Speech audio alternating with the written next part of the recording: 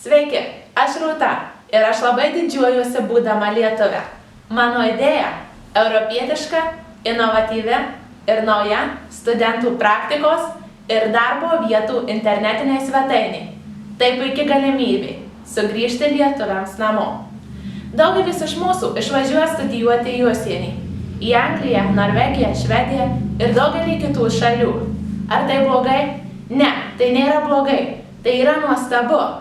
Bet baigę studijas, įgiję daug neįkainojamos patirties, susipažinę su pasauliu ir jo problemomis, daugelis iš mūsų jaučia, jog visur gerai, betgi namie, jo geriausia, nes namai, kur mūsų širdis.